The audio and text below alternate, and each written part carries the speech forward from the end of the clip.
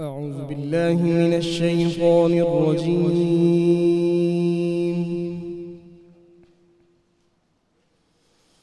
بسم الله الرحمن الرحيم.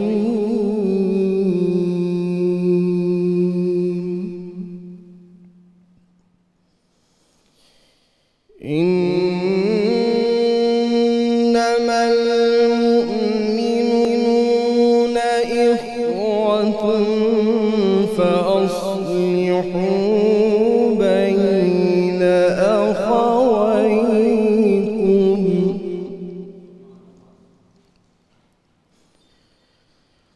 واتقوا الله لعلكم ترحمون.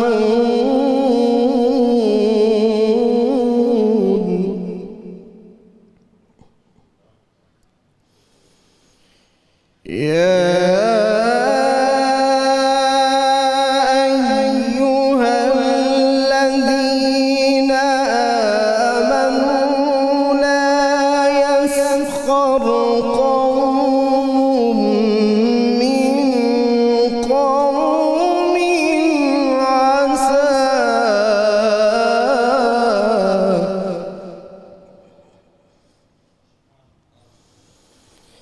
لا يسخر قوم من قوم عسى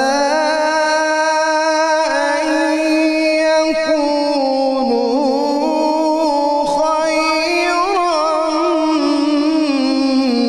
منهم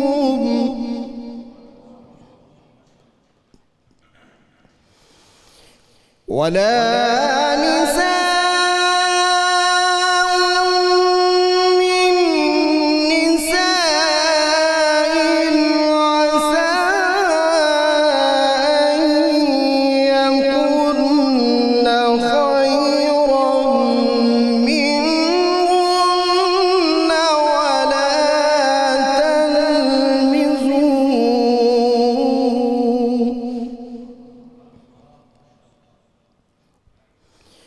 ولا تلمزوا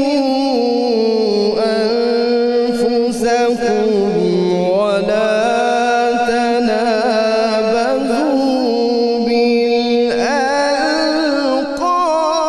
بالألقاب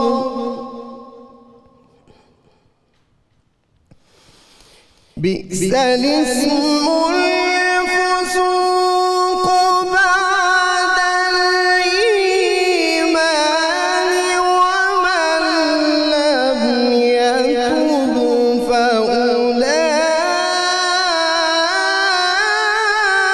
فأولئك هم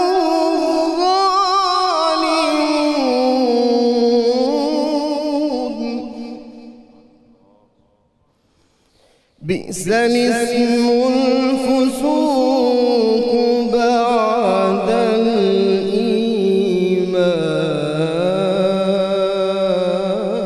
الإيمان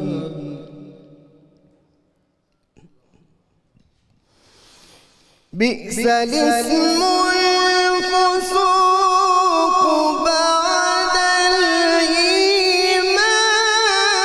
ومن لم يتب فأولئك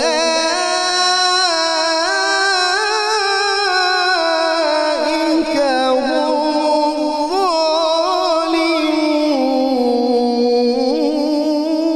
الظالمون. ومن لم يتب فأولئك هم الظالمون.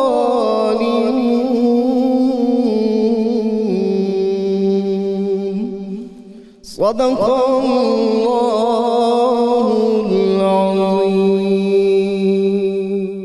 ماشاء اللہ، سبحان اللہ، سبحان اللہ، ماشاء اللہ. ملک کے ممتاز قاری محترم جناب قاری حبیب احمد نعیمی صاحب تلاوت کلام پاک فرما رہے تھے، اور یقیناً یہاں سننے والوں اور وہاں سننے والے کو قلوب کو منور فرما رہے تھے. بہت شکریہ، آپ تشریف لائے. الحمدللہ رب العالمین والصلاة والسلام علی سید الانبیاء والمرسلین. اللہم صلی علی سیدنا و مولانا محمد وعلی آلہ واصحابہ وبارک وسلم وصلی علیہ۔ دنیا کے تمام دیکھنے والوں، تمام چاہنے والوں، تمام پیار کرنے والوں کو، اور جہاں جہاں تک اس وقت میری آواز کو سنا اور مجھے دیکھا جا رہا ہے، جنید اقبال کی جانب سے انتہائی محبت کے ساتھ السلام علیکم۔ ایک بار پھر ناظرین، آپ کو رحمت رمضان کی خصوصی براہ راست شریعت میں سحر کے خوبصورت سے موقع پہ میں خوش آمدید کہتا ہوں۔ اور آج جس موضوع پہ ہم بات کرنے والے ہیں، میں آپ سے گزارش کروں گا کہ آپ ٹیلی ویژن اسکرین کے اگر اس طرف موجود ہیں تو جائیے گا کہیں مت، کیونکہ انتہائی بنیادی نوعیت کا اور اہم موضوع ہے ناظرین، جس کا تعلق ایک عام مسلمان سے لے کے امت مسلمہ سے تک ہے۔ بات یہ ہے کہ اللہ تعالیٰ کے حکم سے سرکار مدینہ صلی اللہ علیہ وآلہ وسلم نے اہل ایمان کو رشتہ اخوت کی حسین لڑی میں پرو دیا، اور یہ اتنا مضبوط اور پائیدار رشتہ ہے ناظرین کہ اس کو دنیا کی کوئی طاقت، میں چیلنج سے یہ جملہ کہہ رہا ہوں، دنیا کی کوئی طاقت نہ ختم کر سکی ہے، نہ ختم کر سکے گی انشاءاللہ، کہ اخوت انسانی اور اخوت اسلامی کے رشتے کی موجودگی میں رنگ و نسل، زبان، قومیت اور علاقوں کی بنیاد پر بننے والی تمام تر جتنے بھی رشتے ہیں ناظرین، اس کی کوئی حیثیت نہیں رہتی، یعنی وہ ثانوی حیثیت اختیار کر جاتے ہیں۔ اب صرف ایک رشتہ ہے جس کی وجہ سے دوستی بھی ہے اور اسی رشتے کی وجہ سے دشمنی بھی ہے، اور وہ رشتہ اللہ اور اس کے رسول صلی اللہ علیہ وآلہ وسلم کی غلامی کا رشتہ ہے، اس کے علاوہ کچھ بھی نہیں ناظرین۔ ایک دوسرے کے دکھ سکھ، ایک دوسرے کی امداد سے لے کر امت مسلمہ میں باہمی اتحاد و یکجہتی اور امداد و اعانت کی فضا قائم کرنا اس بھائی چارے کا بنیادی مقصد ہے۔ کہیں قرآن سے یہ آواز آتی ہے کہ اور سب مل کر اللہ کی رسی کو مضبوطی سے تھام لو اور آپس میں تفرقہ نہ ڈالو، اور کہیں رسول کریم صلی اللہ علیہ وآلہ وسلم نے مسلمانوں کے اس باہمی تعلق کو بھائی کہہ کر بیان کیا، تو کہیں اسے جسم واحد قرار دیا اور کہیں اسے مضبوط دیوار کی مانند قرار دیا، جس کی ایک اینٹ دوسری اینٹ کو تقویت دیتی، یعنی اس کے لیے باعث سے تقویت بنتی، اور کہیں فرمایا کہ مومن کا بھائی ہے، مومن کا بھائی ہے، اور وہ ایک جسم کی مانند ہے کہ اگر جسم کے کسی حصے کو کوئی بھی تکلیف پہنچتی ہے تو اس کا درد اس کے تمام بدن میں محسوس ہوتا ہے۔ مگر افسوس ناظرین، اس رشتہ اخوت کو آج ہم بھلا بیٹھے۔ ناظرین، آج بنیادی طور پر اخوت و مساوات کی اہمیت و فضیلت اور مواخات مدینہ پر ہم بات کریں گے۔ مواخات مدینہ پر ہمارے ساتھ اس وقت جو شخصیات موجود ہیں وہ یقیناً کسی تعارف کی محتاج نہیں ہے۔ پہلی شخصیت ممتاز عالم دین ہے، میرے بزرگ ہیں محترم جناب پروفیسر محمد سعید احمد خان صاحب۔ دوسری شخصیت ممتاز عالم دین محترم جناب علامہ محمد احمد برکاتی صاحب۔ تیسری شخصیت ممتاز اسکالر محترم جناب پروفیسر عین الحق بغدادی صاحب، اور آخر میں میرے بھائی، آپ کے ہمارے ہم سب کے بہت ہی پسندیدہ قوال، ممتاز قوال محترم جناب شیر میاداد صاحب اپنے ساتھیوں کے ساتھ موجود ہیں۔ آپ سب کو میں السلام علیکم کہتا ہوں اور خوش آمدید کہتا ہوں۔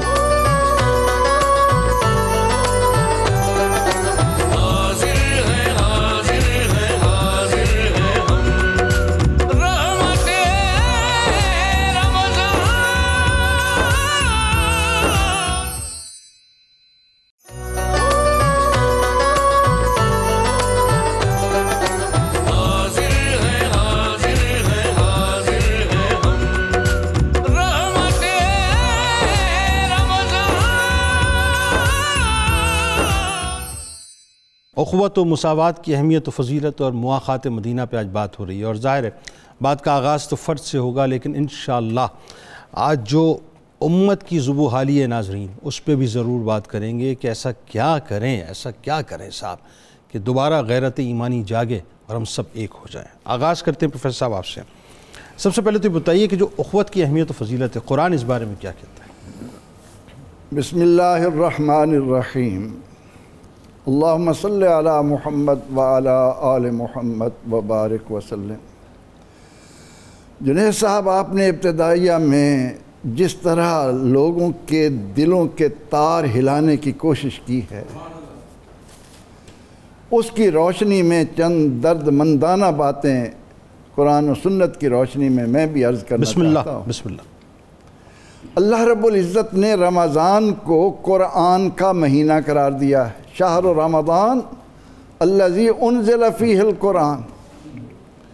آج ہم جہاں کھڑے ہیں، ہمارا ذہن بنایا گیا ہے کہ جب اس قوم کے آگے، اس امت کے آگے قرآن کی کوئی آیت پڑھی جائے، نبی رحمت صلی اللہ علیہ وسلم کا کوئی فرمان پڑھا جائے، تو اس کو سن کر کہہ دیا جاتا ہے کہ ہم کوئی ملا تھوڑے ہیں، ہم کوئی قدامت پسند تھوڑے ہیں، ہم بیکورڈ ایریا کے تھوڑے ہیں، ہم تو جدت پسند ہیں، ترقی پسند ہیں۔ او اللہ کو اہمیت نہ دینے والو، او رسول اللہ سے منہ موڑنے والو، اللہ آؤ میں تمہیں بتاؤں کہ اسلام اخوت کی آقیت کا جو پیغام دیتا ہے۔ آہا، کب ہمارے ذہن میں یہ بات بیٹھے گی کہ من اصدق من اللہ قیلا، سب سے سچا اللہ ہے، اللہ اللہ، سب سے زیادہ صداقت کا علم بردار اس کائنات میں کوئی ہے تو وہ محمد الرسول اللہ سبحان ہے۔ اللہ، ماشاءاللہ۔ اخوت کو سمجھنا چاہتے ہیں ہم؟ آؤ دیکھو قرآن کیا کہہ رہا ہے۔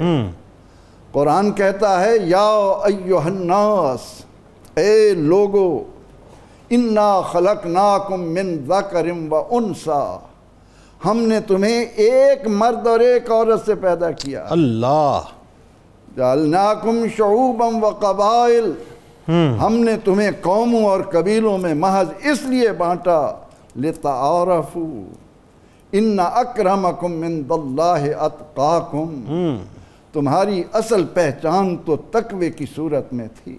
سبحان وہ اللہ، قرآن آفاقیت کا اتنا عالمگیر اخوت کا تصور دیتے ہوئے کہتا ہے یا ایہا الناس اتقوا ربکم الذی خلقکم من نفس واحدہ۔ اللہ، آج ہم بھائی اسی کو کہتے ہیں نا کہ باپ ایک ماں ایک، لیکن اس سے بڑھ کر دیکھیے کہ اسلام کیا کہہ رہا ہے، اللہ اخوت کے بارے میں ہمیں کیا تعلیم دے رہا ہے۔ اللہ، فرمایا کہ اے لوگو، اس اپنے پالنہار کا تقوی اختیار کرو جس نے تمہیں ایک جان سے پیدا کیا۔ اللہ اکبر، وَخَلَقَ مِنْهَا زَوْجَهَا، اللہ اللہ، اس سے اس نے اس کے جوڑے کو بنایا۔ سبحان اللہ، ایک باپ اور ایک ماں کی اولاد ہے پوری انسانیت۔ صفحہ ارضی پر بسنے والے تمام تر مرد و عورت، ان کا باپ ایک اور ماں ایک، اس سے بڑھ کر اخوت کا تصور دنیا کے اندر کون پیش کرے گا؟ بالکل ٹھیک ہے۔ اور پھر نبی رحمت صلی اللہ علیہ وسلم نے خطبہ حجت الوداع، کاش کہ امت میں کوئی ایسا آئے جو یہ کہے کہ اگر ہم اخوت کی آفاقیت اور اس کی جہانگیری چاہتے ہیں تو ہمیں قرآن کیا کہہ رہا ہے۔ اے ایمان والو، یاد تو کرو، اذکروا نعمت اللہ علیکم اذ کنتم اعداء فألف بین قلوبکم فاصبحتم بنعمتہ اخوانا۔ اللہ کے اپنے اوپر انعامات تو یاد کرو۔ زمانہ جاہلیت نے تمہیں درندگی کی طرف موڑ دیا تھا، تم سے انسانیت چھین لی تھی، تمہیں خونخوار درندوں سے بدتر بنا دیا تھا۔ بات بات پر لڑائی اور معمولی بات کی لڑائی سال پر مشتمل۔ ایسا ہی، ٹھیک۔ قرآن کہتا ہے اذکروا نعمت اللہ علیکم، لوگو تم اپنے اوپر اللہ کا انعام یاد تو کرو۔ تم ایک دوسرے کے دشمن تھے، الف بین قلوبکم، اللہ ہے جس نے تمہارے دلوں میں الفت ڈالی۔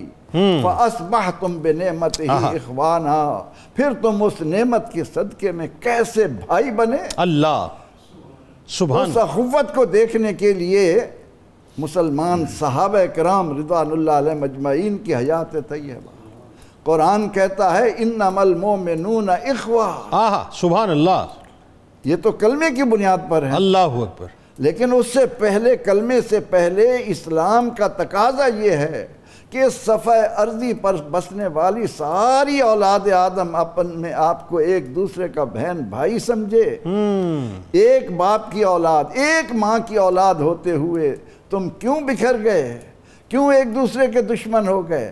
پھر اخوت کا یہ جو تصور آتا ہے کہ کسی عقیدے کی بنیاد پر، کسی نظریے کی بنیاد پر، آج ہم بحیثیت پاکستان، ٹھیک، پاکستان میں بسنے والا ہر فرد، خواہ اس کا کوئی نظریہ ہے، کوئی عقیدہ ہے، وہ ایک قوم ہے پاکستان، بالکل ٹھیک، اس سے آگے چل کر اکثریت کی بنیاد پر، چونکہ محمد عربی صلی اللہ علیہ وسلم جیسا دانا انسان، محسن انسانیت، اخلاق کا پیکر، ہمدردی سے معمور، انسان کی بھلائی چاہنے والے سے بڑھ کر اس صفحہ ارضی پر کوئی آدمی اور ہو ہی نہیں سکتا۔ علامہ صاحب بات آگے بڑھاتے ہیں۔ اس لیے اخوت کی بنیاد پر ہمیں قرآن یہ کہہ رہا ہے کہ آؤ ان کے دامن سے۔ بالکل ٹھیک، اس میں بات کرتے ہیں علامہ، بالکل بات کرتے ہیں پروفیسر صاحب۔ اصل میں چاہ رہا ہوں کہ ابتدائی ذرا سی گفتگو ہو جائے، مساوات کے حوالے سے بھی ذرا فرمائیے کہ قرآن کیا کہتا ہے۔ بسم اللہ الرحمن الرحیم۔ مساوات یقیناً مساوی ہونا، برابر ہونا مفہوم رکھتا ہے۔ بالکل ٹھیک۔ قرآن مجید فرقان حمید میں اللہ تعالیٰ نے کئی مقامات پر مساوات انسانی کا تذکرہ فرمایا ہے، اور اس میں کچھ ایک دو آیات مساوات کی خان صاحب نے پیش فرمائی ہیں۔ تو میں اس ضمن میں یہ عرض کرنا چاہتا ہوں کہ سب سے پہلے تو مساوات خود قرآن مجید ہے۔ سب سے پہلی مساوات بذات خود ذات قرآن مجید ہے۔ آپ اس کو دیکھ لیں، اس قرآن مجید کو آپ پڑھیں تو آپ کو بھی اتنا ثواب ہے، میں پڑھوں تو مجھے بھی اتنا ثواب ہے، کوئی امیر پڑھے اسے بھی اتنا ثواب ہے، غریب پڑھے اسے بھی اتنا ثواب ہے، اور اس سے بڑھ کے اور مساوات کی کوئی دلیل نہیں۔ اللہ نے یہ نہیں کہا کہ امیر پڑھے گا تو اس کو زیادہ دوں گا، غریب پڑھے گا تو ہے ہی تنگ۔ کیا بات، کیا بات ہے، کیا اچھی بات۔ بذات خود قرآن مجید جو ہے مساوات کا سب سے بڑا نمبردار ہے۔ اس کے بعد ہم دیکھتے ہیں قرآن مجید کے اندر اللہ تعالیٰ نے جہاں پر بھی احکامات دیے ہیں عمومی طور پر، اس میں اگر یا ایھا الناس کہا ہے تو تمام کائنات کے لوگوں کو جو آ چکے، جو قیامت تک آئیں گے، ان کو رکھا ہے۔ اور کبھی کرم کیا ہے تو یا ایھا الذین آمنوا کہہ کر حضور علیہ السلام کے غلاموں کو مساوات میں رکھ اے ایمان والو، اللہ، یہ وہ مٹھاس ہے جو اللہ تعالیٰ حضور علیہ السلام کے امتیوں کے اندر منتقل فرماتا ہے۔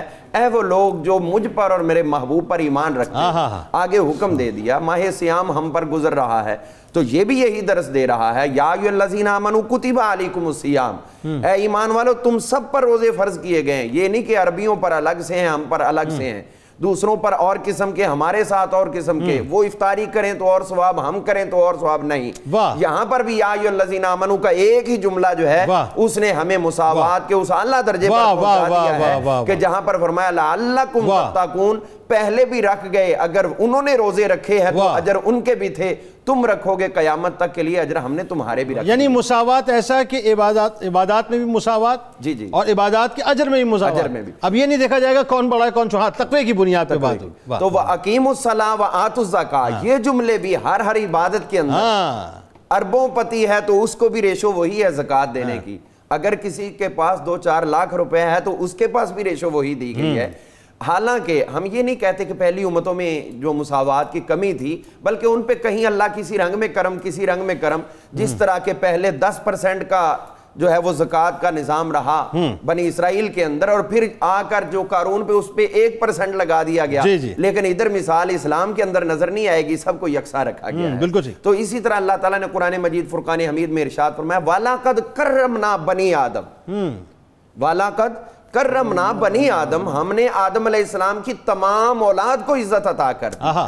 اب بنی آدم کا لفظ بول کر اللہ تعالیٰ نے اولاد آدم تمام جو ہے اس کے اندر شامل کر دی، اور پھر اسی طرح فرمایا اب یہ الگ بات ہے، یہ تو کرم اللہ نے کر دیا، اب کوئی اس کرم پہ قائم رہتا ہے یا اس سے نیچے گرتا ہے، یہ تو اپنے مقدر کی بات ہے۔ جو انبیاء پر ایمان رکھے تو وہ اپنے مقدر پر جو ہے وہ قربان ہو، اور اس کو خوشی و مسرت ہر وقت رہنی چاہیے، اور جو انبیاء کے در سے گر چکے اور میرے آقا کے در سے ہٹیں گے تو پھر وہ کرم بنی آدم کے اندر۔ اچھا یہ بتائیے اسٹیٹس کے حوالے سے قرآن کیا کہتا ہے؟ اسٹیٹس کی وجہ سے کوئی بھید بھاؤ کی وجہ سے، کالے گورے کی وجہ سے کوئی فرق ہے؟ قرآن مجید فرقان حمید نے تو اس بارے میں واضح طور پر جو ہمیں رہنمائی عطا کی ہے، اس کے اندر سب سے بڑا حکم یہ ہے کہ یا ایھا الذین آمنوا لا یسخر قوم من قوم، کوئی ایک قوم، کوئی ایک جماعت کسی دوسری جماعت کا مذاق نہ اڑائے، اس لیے کہ ہو سکتا ہے جس کو تم اپنے مذاق کا نشانہ بنا رہے ہو وہ اللہ تعالیٰ کے ہاں تم سے بہتر ہو۔ کیا بات، عربی اجمی کا مذاق نہیں، اجمی عربی کا مذاق نہیں، اور تشریحات میں جا کر عرض کریں گے۔ تو یہاں ہم دیکھتے ہیں مساوات کے اندر نبی کریم رؤوف الرحیم صلی اللہ تعالی علیہ وآلہ وسلم،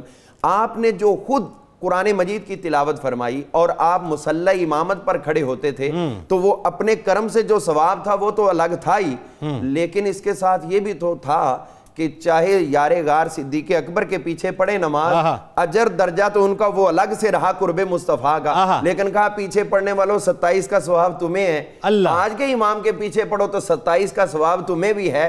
تو اس سے بڑھ کے اور مساوات کا اسلام کا حسین درس کیا ہو سکتا ہے؟ وَأَقِیمُوا الصَّلَاةَ کے اندر تمام مسلمانوں کو یکساں درجہ عطا کر دیا۔ کیسی بات ہے کہ وہ بات ہے ایک ہی صف میں کھڑے ہو گئے محمود و ایاز، نہ کوئی بندہ رہا نہ کوئی بندہ نواز، کیا بات، یعنی امیر ہو غریب ہو چھوٹا ہو بڑا ہو سب ایک ہی صف میں کھڑے شان سے شانہ ملا، تیرے دربار میں پہنچے تو سبھی ایک ہوئے۔ تو یہ درس جو ہے وہ ہمیں اللہ تعالیٰ نے قدم قدم پر دیا ہے۔ اب ہم دیکھتے ہیں قرآن مجید کے اندر اللہ تعالیٰ نے دیگر مقامات پر اسی چیز کی ہمیں رہنمائی عطا کی۔ بتائیے۔ اور اللہ کریم نے ارشاد فرمایا کہ ان الذین قالوا ربنا اللہ ثم استقاموا، جنہوں نے کہا ہمارا رب اللہ ہے، یہ اللہ زینہ اس میں موصول ہے، یہ کسی خاص فرد کی طرف اشارہ نہیں ہے، بلکہ یہ کل علماء نے مصطفیٰ کی طرف ہے کہ جو بھی کہہ دیں ہم سب کے لیے یکساں کرتے ہیں۔ کیا؟ ان الذین قالوا ربنا اللہ ثم استقاموا تتنزل علیہم الملائکہ، ان کے اوپر ہماری رحمت کے فرشتے نازل ہوتے ہیں اور وہ آ کر ان سب کو بشارتیں دیتی ہیں، اللہ تخافوا ولا تحزنوا، تم نے خوف زدہ نہیں ہونا، غم زدہ بھی نہیں ہونا۔ اب ان الذین کا جو عموم ہے اس میں موصول کا، وہ دلالت کر رہا ہے کہ اللہ تعالیٰ نے جن کے فرشتوں نے زیارت کرنی ہے، جو اللہ کریم کو مان رہے ہیں بندے، فرشتے ان کا دیدار کرتے ہیں، چاہے وہ پہلے دور کے تھے، چاہے وہ آج کے دور کے ہیں، چاہے وہ آنے والے دور کے، اللہ تعالیٰ نے سب کے لیے مساوات فرمایا۔ بات یہ ہے کہ بحیثیت انسان اللہ تبارک و تعالیٰ نے سب کو برابری پر رکھا ہے۔ اب جیسے جیسے تقوی بلند ہوتا رہے گا، ان اکرمکم عند اللہ اتقاکم، وفضلنا بعضهم علی بعض والی جو بات ہے، تلک الرسل فضلنا بعضهم، نفس نبوت میں سب برابر، لیکن پھر فضائل جو ہیں وہ الگ الگ۔ بالکل ٹھیک ہے جی۔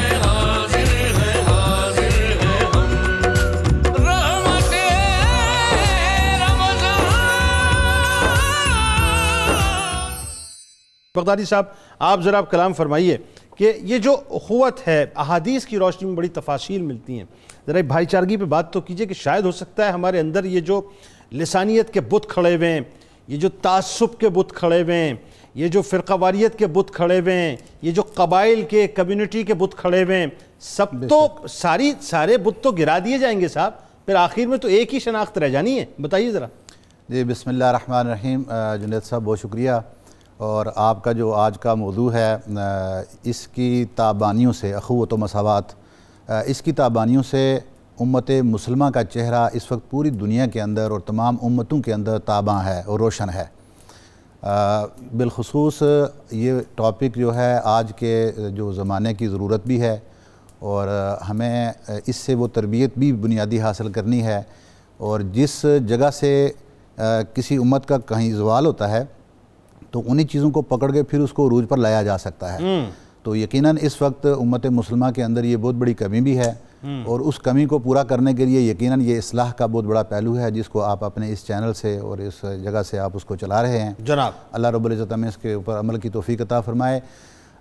جو اخوت ہے اور بھائی چارہ اور مساوات، یہ بیسیکلی اسلام کی وہ بنیادی صفات ہیں کہ جس نے اسلام کو پروان چڑھایا، کیونکہ جس زمانہ میں اور جس دور کے اندر آپ علیہ الصلوۃ والسلام تشریف لاتے ہیں، وہ تو زمانہ تھا طبقاتی تقسیم کا، جہاں پر ظالم اور مظلوم کی تقسیم تھی، جہاں پر امیر اور غریب کی تقسیم تھی، جہاں پر کالے اور گورے کی تقسیم تھی، جہاں پر قبائل اور برادریوں کے حساب سے لوگ منقسم تھے، اور ایک دوسرے کے جائز اور ناجائز کو قطع نظر الگ رکھتے ہوئے وہ صرف برادری ازم کے تحت لوگوں کا ایک دوسرے کا ساتھ دیا کرتے تھے۔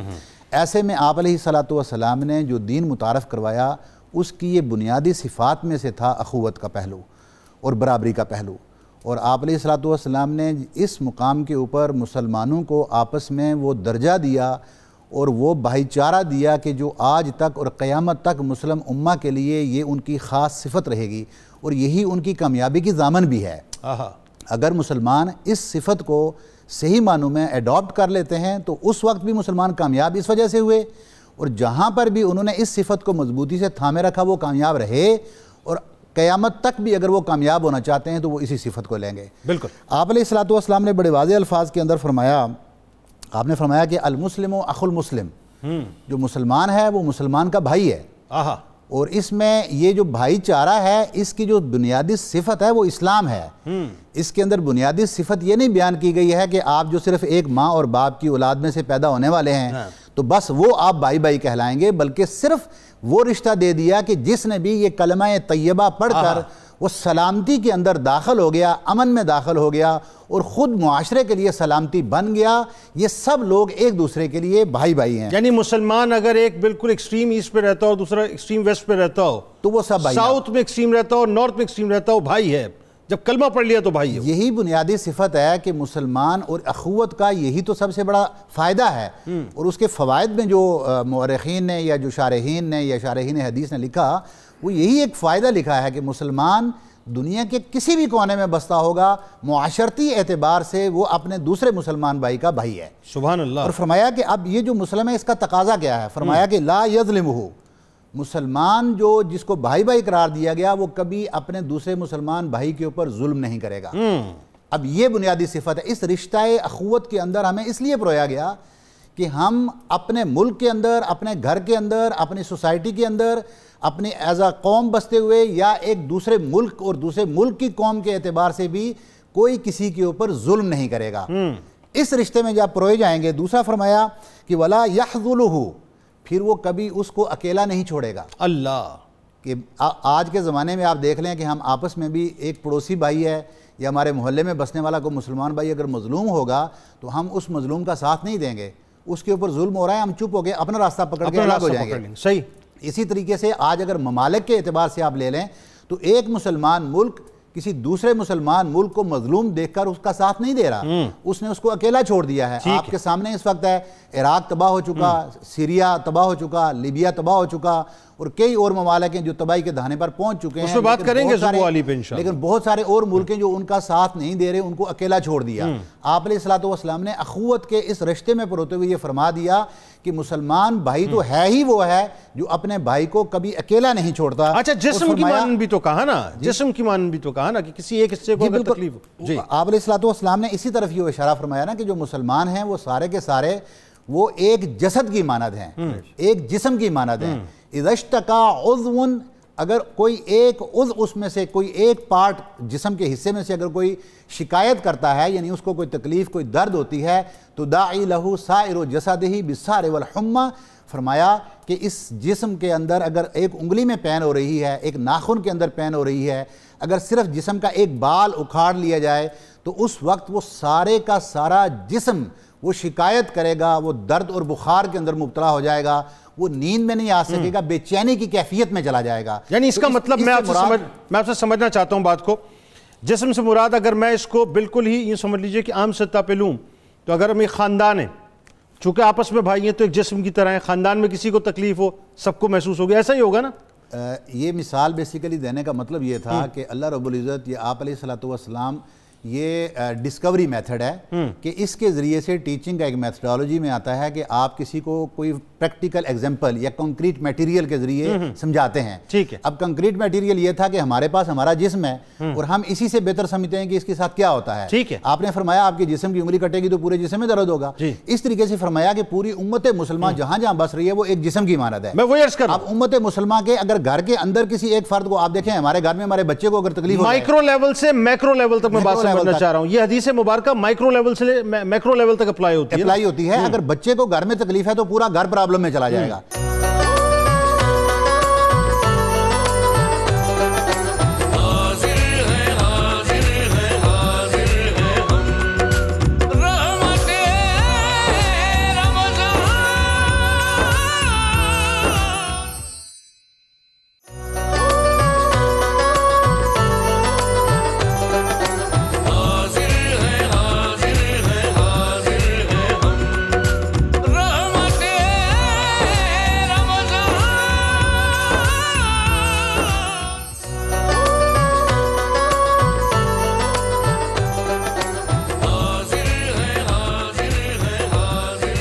ایک بار پھر ناظرین میں آپ کو خوش آمدید کہتا ہوں۔ رحمت رمضان کی خصوصی براہ راست شریعت میں سحری کا موقع ہے اور بات ہو رہی تھی اخوت اور مساوات کی اہمیت و فضیلت اور ساتھ ساتھ مواخات مدینہ۔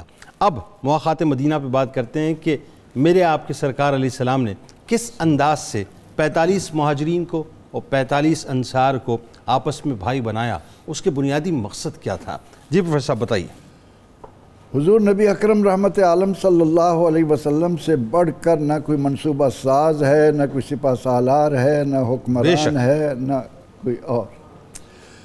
آپ صلی اللہ علیہ وسلم نے بجائے اس کے کہ مکہ مکرمہ سے ہجرت کر کے آنے والے لوگ حکومت پر بوجھ بنے، ان کے لیے دشواریاں ہوں، تو آپ نے اتنی خوبصورتی کے ساتھ اس مسئلے کو حل کر دیا کہ حضرت انس رضی اللہ تعالیٰ عنہ فرماتے ہیں کہ حضور علیہ الصلوۃ والتسلیم نے ہمارے گھر میں 2 مرتبہ اخوت قائم فرمائی اور ارشاد فرمایا کہ تاخو فی اللہ اخوین، اللہ کے لیے آپس میں بھائی بھائی بن جاؤ۔ اللہ آپ صلی اللہ علیہ وسلم ایک انصار اور ایک مہاجر انہیں کہتے تم آپس میں بھائی ہو۔ اور اس ضمن میں آپ صلی اللہ علیہ وسلم نے حضرت ابو بکر رضی اللہ عنہ کو خارجہ بن زید کا، عمر فاروق رضی اللہ عنہ کو عتبان بن مالک کا، عبد الرحمن بن عوف کو سعد بن ربیع کا، ابو عبیدہ بن الجراح کو سعد بن معاذ کا، عثمان رضی اللہ عنہ کو اوس بن ثابت کا، اس طرح ایک ایک انصاری اور ایک ایک۔ اب ان انصار نے اور آخر میں مولا کائنات کو اپنا بنایا۔ مولا کائنات کو اپنا بھی، اور سلمان فارسی کا بھی لفظ آتا ہے۔ آپ صلی اللہ علیہ وسلم نے تو حضرت علی رضی اللہ عنہ کو اپنے سے کہیں جدا ہونے ہی نہیں دیا۔ واہ سبحان اللہ سبحان اللہ۔ تو آپ صلی اللہ علیہ وسلم نے اپنے اس عمل سے مہاجرین کو مدینہ منورہ کی فضاؤں میں ایسے کھپا دیا گویا یہاں کوئی آیا ہی نہیں، ایک کنبہ بن گئے۔ اب اس کے بعد انصار مدینہ نے جس محبت کے ساتھ، جس خلوص کے ساتھ اپنے ان بھائیوں کے ساتھ رویہ اختیار کیا، ان کے ساتھ تعلقات استوار کیے، نہ آسمان نے اس سے پہلے کبھی دیکھے نہ قیامت تک دیکھ پائے گا۔ اللہ اکبر اللہ۔ اور یہاں تک معاملہ پہنچا کہ انہوں نے ان بھائیوں کو یعنی مہاجر بھائی تھے اپنی جائیدادوں میں حصے دار بنا دیا۔ اللہ اکبر۔ اور بعد میں انصار سے وہ کہنے لگے کہ ہمیں حصے دار نہ بنائیں، اللہ تعالیٰ تمہارے پاس رکھے، تو وہ کہنے لگے کہ پھر آپ ہمارے ساتھ کچھ کام کر لیا کریں تاکہ اس میں ہم آپ کو حصہ دے دیا کریں۔ تو نبی اکرم رحمت عالم صلی اللہ علیہ وسلم نے ان کے اندر جو اخوت قائم فرمائی، اس اخوت کا اثر کائنات یہ دیکھتی ہے۔ یہ منظر تھے کہ مدینہ منورہ میں ایک 7 گھرہ محلہ ہے، ایک گھر میں سری تحفے کے طور پر آتی ہے، وہ کہتے ہیں کہ ہم کیا کھائیں، پڑوسی کو دے دیں، وہ پڑوسی کو دیتا ہے، وہ آگے دیتا ہے، وہ آگے دیتا ہے، آگے دیتا ہے، جہاں سے وہ سری چلتی ہے وہیں دوبارہ آ جاتی ہے۔ یہ اخوت کا منظر تھا کہ وہ ایک دوسرے کو کیسا بھائی جانتے تھے۔ پھر انہوں نے سمجھا کہ اللہ تعالیٰ نے یہ ہمارے حصے میں رکھا ہے، انہوں نے اسے پکایا اور 7 گھروں میں تھوڑا تھوڑا کر کے بانٹ دیا۔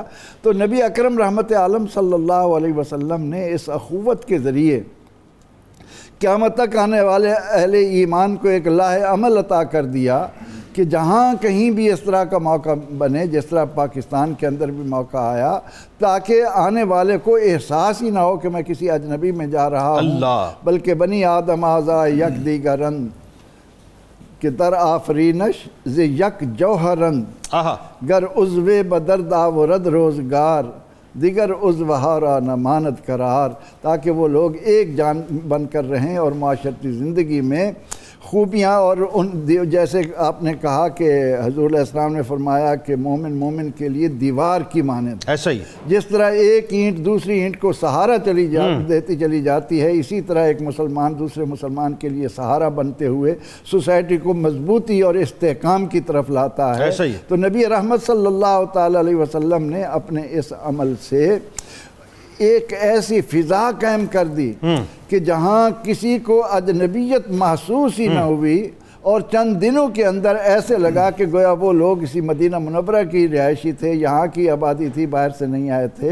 تو اس عمل کو اللہ تعالیٰ کے نبی علیہ السلام نے ہمیں نمونے کے طور پر دیا ہے۔ یعنی وہ جو مہاجرین تھے بنیادی طور پہ ان کی مالی اعانت بھی، ان کی اکوموڈیشن بھی، وہ سہارا مل گیا، وہ سب کچھ جو ہے انصار کے ذمہ دے دیا۔ یہ کہا جاتا ہے عربی میں کہ السفر سقر ولو کان میلا، سفر عذاب ہے، جہنم ہے، آگ ہے، اگرچہ 1 میل کا ہی کیوں نہ ہو۔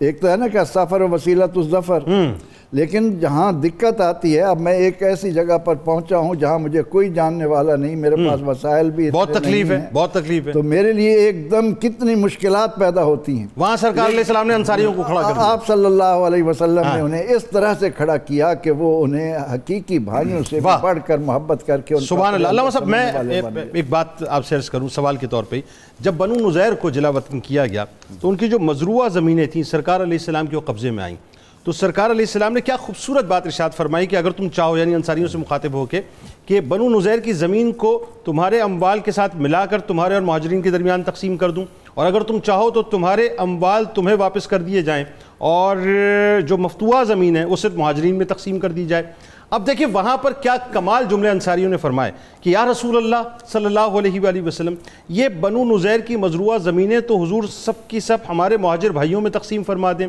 اور ہماری زمین کو بھی ان کے درمیان تقسیم فرما دیں، یعنی سرکار جیسا چاہیں ویسا کر لیں۔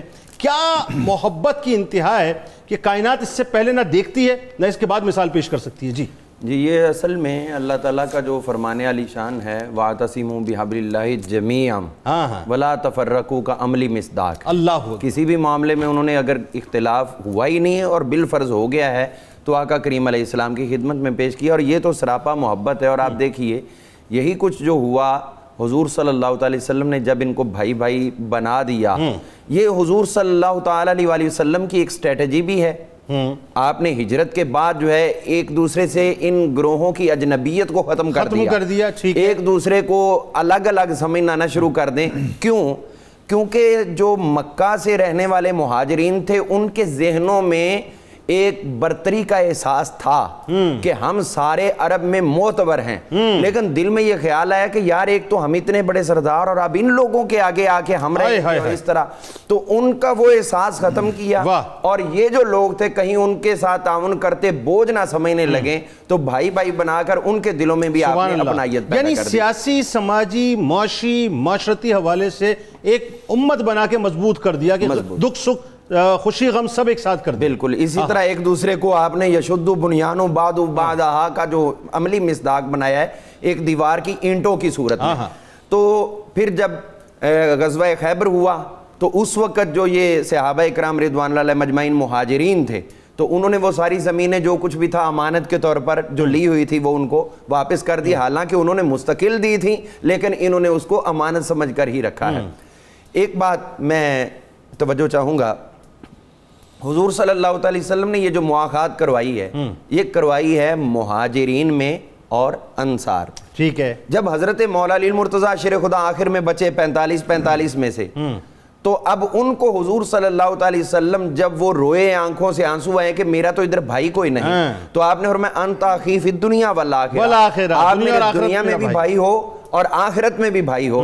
اب سوال تو یہ ہے، مواخات تو کروائی مہاجرین اور انصار میں، تو حضرت علی مہاجر تھے تو حضور خود بھی تو مہاجر تھے، تو یہاں ہونا تو یہ چاہیے تھا کسی انصار کا انتخاب کیا جاتا۔ حضرت سلمان فارسی رضی اللہ تعالیٰ کو اسی لیے پیرالل آپ نے ساتھ رکھا، لیکن اپنی طرف نسبت کیوں کی؟ اس میں یہی ایک نقطہ ہے جو مواخات کی صورت میں ہمیں مقام علی المرتضیٰ شیر خدا سمجھ آتا ہے کہ اصل میں حضور صلی اللہ علیہ وسلم نے ان کو اپنا بھائی قرار دیا، تو یہ مواخات کے بھی اس اعلیٰ مرتبے پر فائز نظر آئے کہ آقا کریم علیہ السلام اگرچہ مہاجر ہیں اور سید المہاجرین ہیں، لیکن دوسری طرف در حقیقت یہ ہے کہ آپ کی والدہ محترمہ کی طرف سے ننیالی تو یہی اہل مدینہ ہے، یہی مدینہ منورہ کے تو آپ بچپن میں رہے ہیں، تو آپ نے اس طرف نسبت دے دی کہ میں مدنی بھی ہوں، مکی تو ہوں ہی لیکن مدنی بھی ہوں، اس لیے علی المرتضیٰ آپ کو میں اپنا بھائی قرار دے رہا ہوں۔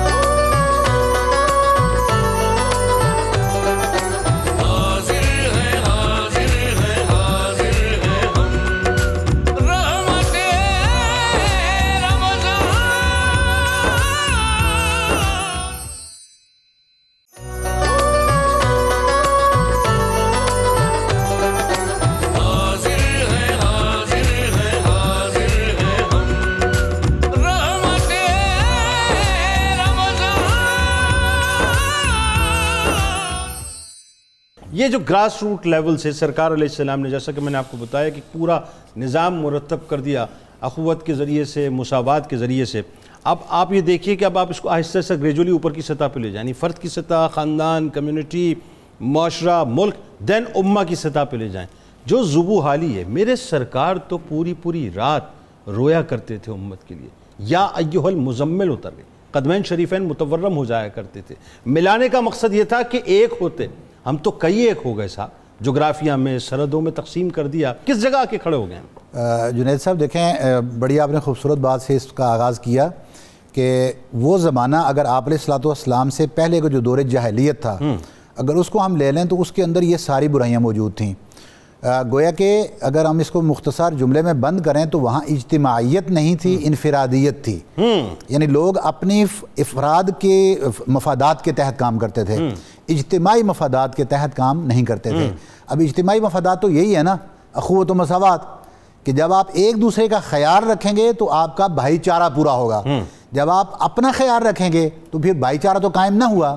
تو گویا کہ آپ علیہ الصلوۃ والسلام نے اس زمانے کی گری ہوئی انسانیت اور اس کے اندر جو مسائل موجود تھے اور جو پریشانیاں جس کی وجہ سے وہ افتراق کا شکار تھے، اس کے اندر جو یکجہتی پیدا کی وہ اس اخوت اور محبت کے ذریعے کی. اچھا، اس اخوت اور محبت کے ذریعے ہوا کیا؟ آپ علیہ الصلوۃ والسلام نے یہ فرما دیا کہ مثل المؤمنین فی توادہم و تراحمہم، جو رحمت اور مودت اور محبت کا ہے اس کے اعتبار سے مسلمان سارے کے سارے کمثل الجسد الواحد، یہ ایک جسم کی مانند بنا دیا. تو جب اس محبت اور مودت کو آپ اس میں سے نکال دیں گے تو یقیناً پھر وہ اسی افتراق کا شکار ہو جائیں گے. آج اگر امت مسلمہ اس ذبو حالی کا شکار ہے تو اس میں کمی اس بات کی ہو گئی کہ ہم اجتماعی طور پر ایک دوسرے کا خیال رکھنے کے بجائے ہم اپنی ذاتیات کے اندر آگے اور صرف اپنا خیال رکھنے لگ گئے.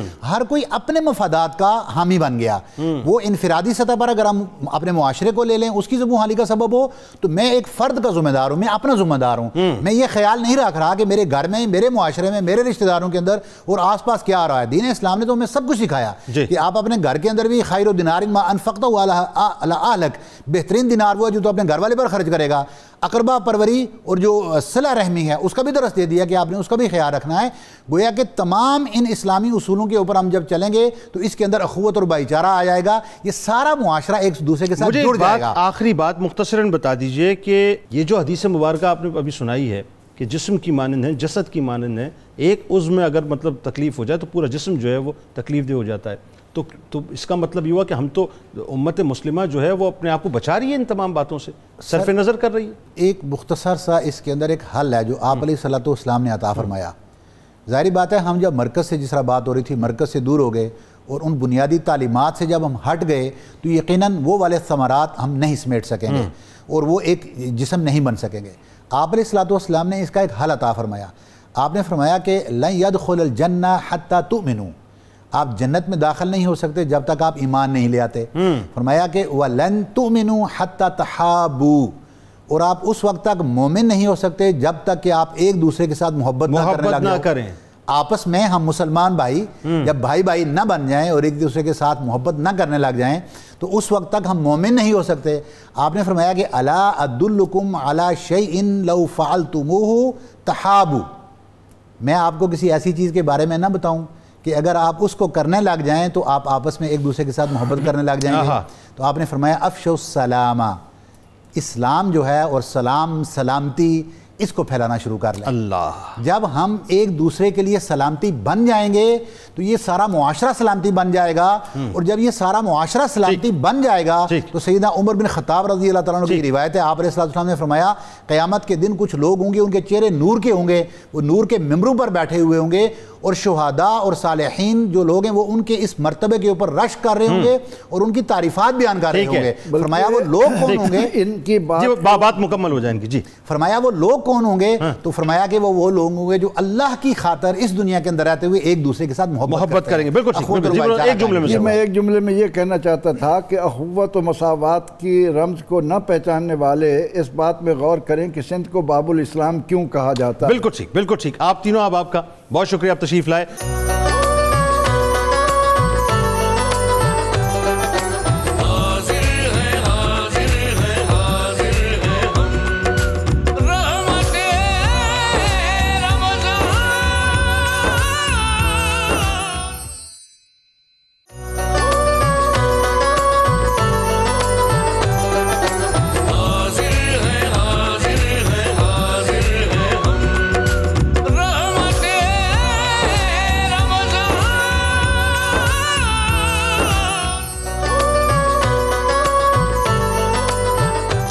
آمدید خواتین و حضرات، قصص القرآن کے ساتھ ایک بار پھر میں حاضر خدمت، اور آج آپ کو دنیا کی مہنگی ترین گائے کے بارے میں انشاءاللہ بتاتے ہیں کہ وہ کتنی مہنگی ترین گائے تھی کہ اس سے پہلے نہ کوئی ایسی گائے آئی نہ اس کے بعد کوئی ایسی گائے آئے گی۔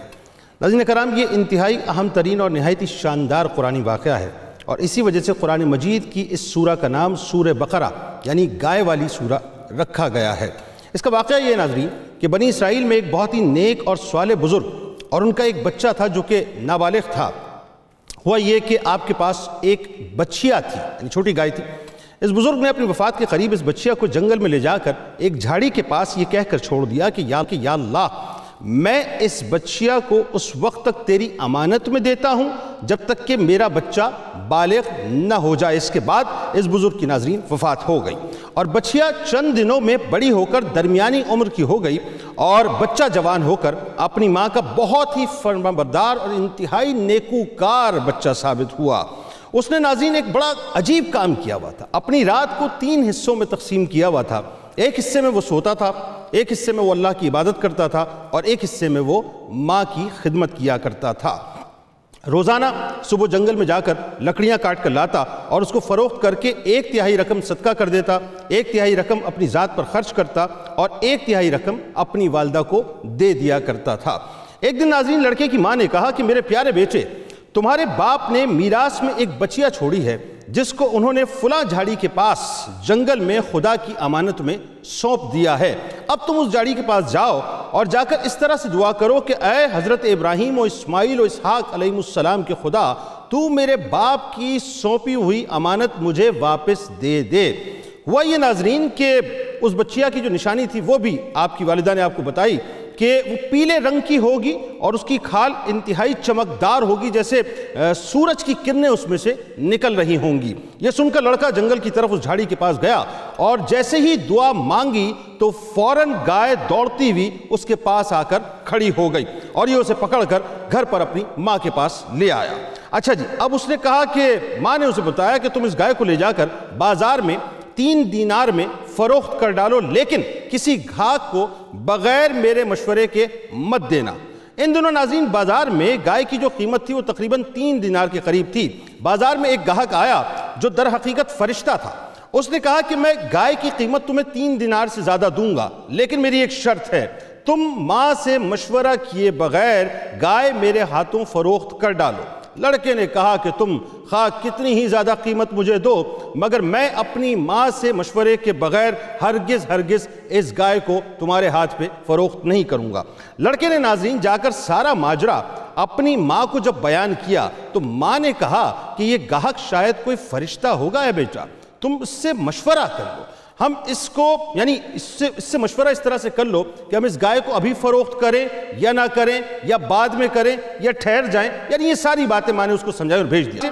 لڑکے نے بازار میں جا کر جب گاہک سے یعنی اس فرشتے سے مشورہ کیا تو اس نے کہا کہ تم ابھی اس گائے کو فروخت نہ کرو، آئندہ اس گائے کو حضرت موسیٰ علیہ السلام کے لوگ تم سے خریدیں گے، اور گائے کے چمڑے میں سونا بھر کر اس کی قیمت طلب کرنا تو وہ لوگ اتنی قیمت تمہیں دیں گے اور اس گائے کو خرید لیں گے۔ یعنی کیسی عجیب سی بات ہے ناظرین، یعنی آج سے پہلے نہ سنا نہ یقیناً اس واقعے کے بعد جو ہے وہ کبھی کسی نے دیکھا کہ ایک گائے کے چمڑے کے اندر پوری کھال کے اندر سونا بھر کے اس کو فروخت کیا جائے۔ بہرحال چنانچہ چندی دنوں ناظرین ہوا یہ کہ بنی اسرائیل کے ایک بہت ہی مالدار آدمی کو جس کا نام عامیل تھا، اس کے چچا کے 2 لڑکوں نے قتل کر دیا اور اس کی ایک لاش کو اٹھا کر ویرانے میں پھینک دیا۔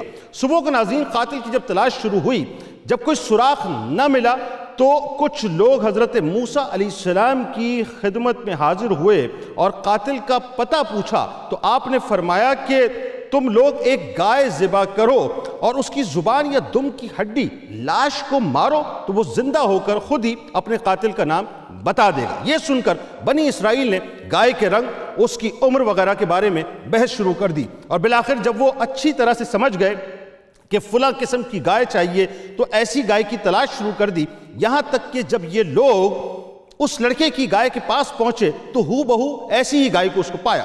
لہذا ناظرین ہوا یہ کہ جب ان کو ظاہر ضرورت تھی تو انہوں نے پوچھا کہ کتنے کی بیچتے ہو، چنانچہ ان لوگوں نے گائے کی جسامت کے مطابق اسے سونا دیا، اس گائے کو یعنی اس لڑکے سے خریدا اور خریدنے کے بعد اس کو ذبح کر کے اس کی زبان یا دم کی ہڈی مقتول کی لاش پر ماری تو وہ زندہ ہو کر بول اٹھا کہ میرے قاتل میرے چچا کے دونوں لڑکے ہیں جنہوں نے میرے مال کی لالچ میں مجھے قتل کر دیا ہے۔ یہ بتا کر وہ دوبارہ مر گیا۔ چنانچہ ان دونوں قاتلوں کو قصاص میں قتل کر دیا گیا، اور مرد صالح کا جو لڑکا تھا ناظرین وہ اپنی ماں کا چونکہ فرما بردار تھا کثیر دولت سے مالا مال ہو گیا۔ اس پورے مضمون کو قرآن پاک میں اس انداز سے بیان کیا گیا ہے، اور وہ واقعہ بھی یاد کرو جو موسیٰ علیہ السلام نے اپنی قوم سے فرمایا کہ بے شک اللہ تمہیں حکم دیتا ہے کہ ایک گائے ذبح کرو، تو وہ بولے کیا آپ ہمیں مسخرہ بناتے ہیں؟ موسیٰ علیہ السلام نے فرمایا کہ اللہ کی پناہ مانگتا ہوں اس سے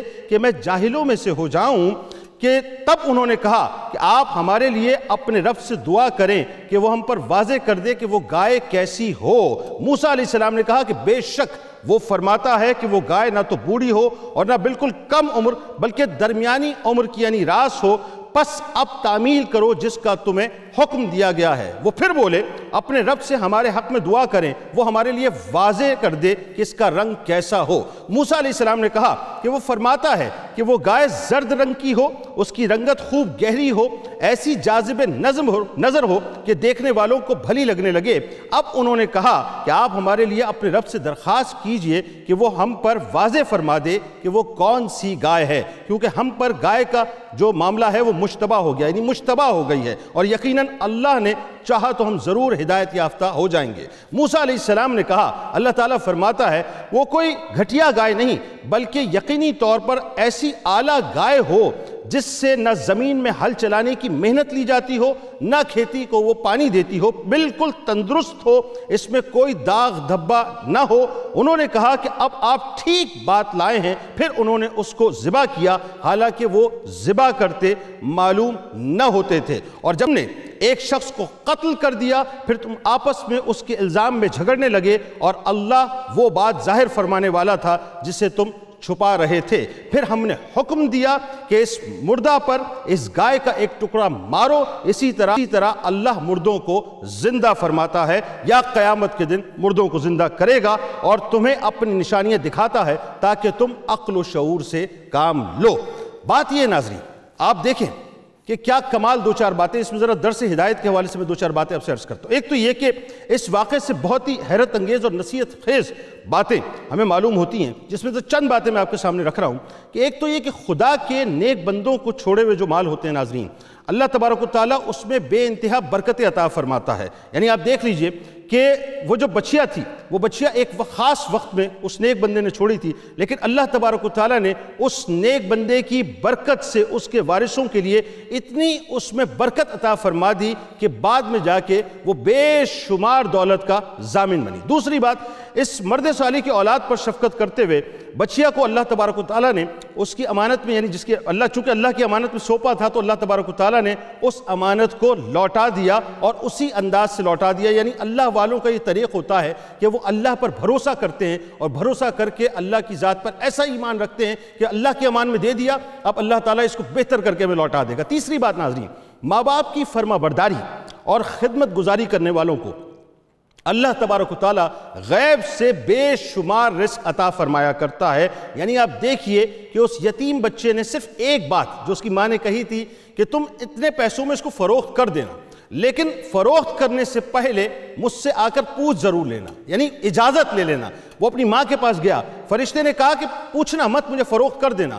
ماں کی اتباع، ماں کی فرما برداری نے اللہ تبارک و تعالیٰ کے صدقے سے، یعنی اللہ تعالیٰ نے ماں کی فرما برداری کے صدقے سے ایسا اس شخص کو انعام عطا کیا کہ وہ اتنی دولت لے کے اٹھا جس کا وہ تصور بھی نہیں کر سکتا تھا۔ اور آخری بات ناظرین، جب حکم آ جایا کرتا ہے تو اس میں بحث و مباحثے نہیں ہوتے۔ جب بحث و مباحثے ہوتے ہیں تو انسان پھر الجھنوں میں الجھتا چلا جاتا ہے۔ یہاں حکم آیا، یہاں آمنا صدقنا کہہ کہ انسان کو سر جھکا لینا چاہیے، اللہ کی بات کو مان لینا چاہیے۔ کل انشاءاللہ اسی وقت ایک اور نئے قصے کے ساتھ اس دعا، اس امید، اس یقین کے ساتھ اجازت دیں کہ اللہ تعالیٰ آپ کا، ہمارا، ہم سب کا حامی و ناصر ہو۔ اللہ حافظ۔